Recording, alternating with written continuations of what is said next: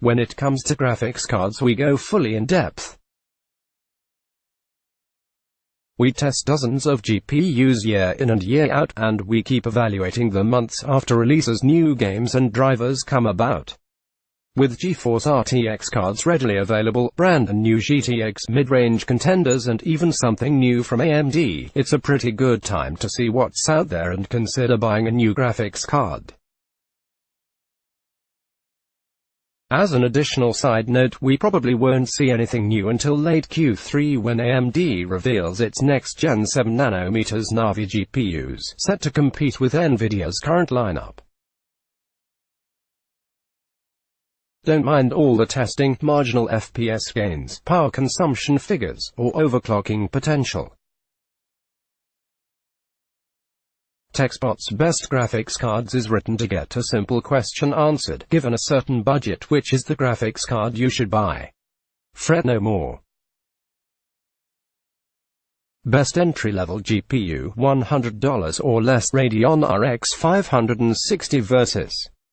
GeForce GT 1030. Before, we had chosen the Radeon RX 550 over the GeForce GT 1030 in this bracket, but thankfully now you can get more for less.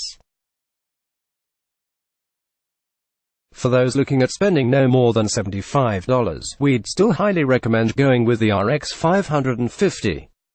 However, if you can increase that budget slightly by $25, you can now land an RX 560, and we strongly suggest this is the way you go. For starters, you get twice as much VRAM, and today the difference between 2 GB and 4 GB is significant. That alone helps to justify the price increase. The big drawcard here though is that you're getting over 50% more performance, and in games such as Metro Exodus, that's the difference between an unplayable game and one that is very playable at 1080p using medium quality settings. The cheapest GeForce GTX 1050 cards also start at $120 and come with a measly 2 GB VRAM buffer, so avoid those at all costs. There are 4 GB versions, but they cost upwards of $150, which is absurd. Best mainstream GPU, $200 or less, GeForce GTX 1050 vs. Radeon RX 560, Radeon RX 570 vs. GeForce GTX 1050 Ti vs.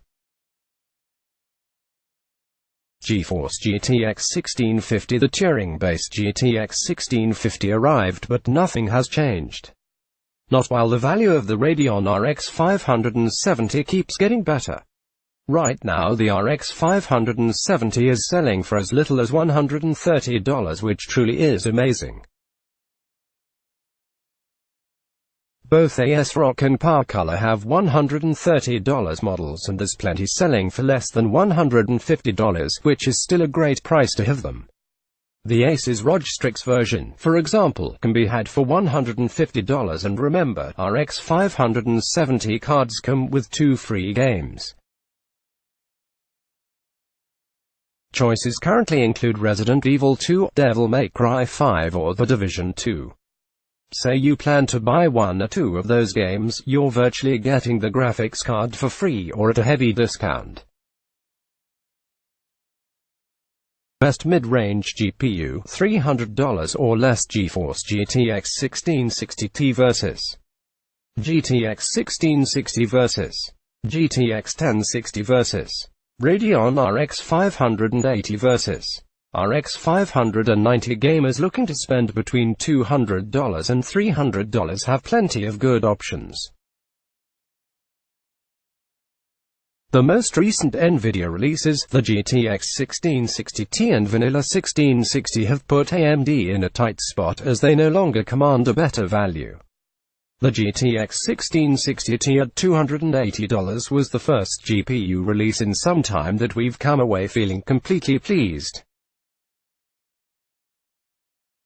We're getting GTX 1070-like performance for a slight price premium over the old GTX 1060 6GB. In today's games, the RX 580 is more of a 1080p solution, whereas the 1660 can be used for high refresh rate 1080p gaming or 1440p gaming. It's also much more efficient, and we expect all cards to run cool and quiet. So if you want to something close to $300, the GTX 1660 is your best bet. While closer to $200, the GTX 1660 is an excellent value, generally performing above the RX 580 and RX 590 for just $220. As of writing, the RX 580 has dropped down to $190, which still makes the Radeon a viable alternative for some. The RX 590 has seen a heftier price cut, with numerous models now available at $220. This GPU is finally down to the price it should have launched it. Given it's a little slower than the 1660 but costs about the same, it's not quite as good in terms of value. Best high-end 1440p GPU, $400, GeForce RTX 2060 vs. RTX 2070 vs.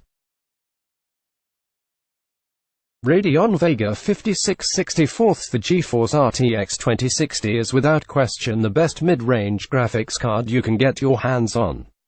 At $350, it basically eliminates the $500 RTX 2070, which is only marginally faster for a lot more money.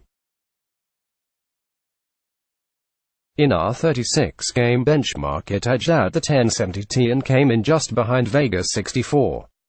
It's also only about 10% slower on average when compared to the RTX 2070, which costs 30% more, making the more expensive 2070 pointless a few months after release.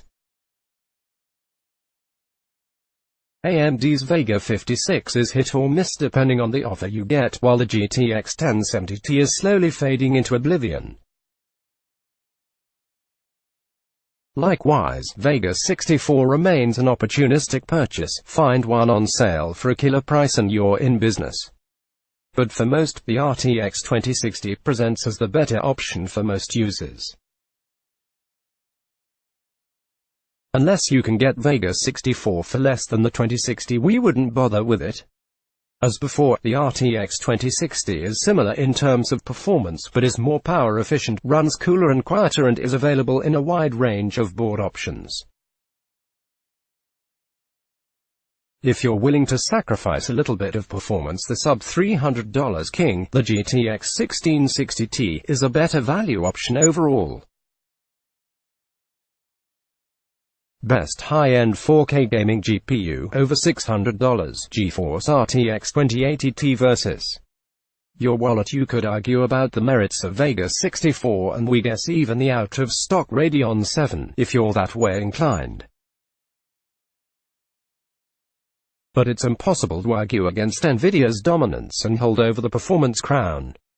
Gamers spending over $500 have two choices right now: the RTX 2080 or the glorious RTX 2080 Ti. If you have the means but feel like overspending is not justified for you, we'd snap an RTX 2080 for $700 and pocket the change for other hardware upgrades, a superb monitor, or a GPU upgrade in a year or two. But for extreme, best-in-class 4K gaming experience, the RTX 2080 Ti is the best GPU you can buy. The nasty side to this inevitable pick is that they are grossly overpriced at $1,200. But if you want the best of the best, this is it. The MSRP for AIB models is supposed to be $1,000, however the best deal we've been able to find so far is closer to $1,100. Further reading: Nvidia has continued to muscle AMD out of the market with the Turing GPUs. Just a few months back, if you had $300 or less to spend, then buying a Radeon GPU was a no-brainer. Today that only applies for the more value-oriented price brackets. The GTX 1660 Ti places a ton of pressure on AMD's GPU division, at least until Navi arrives, now confirmed for Q3 2019. Shopping shortcut, let's block ads. Why?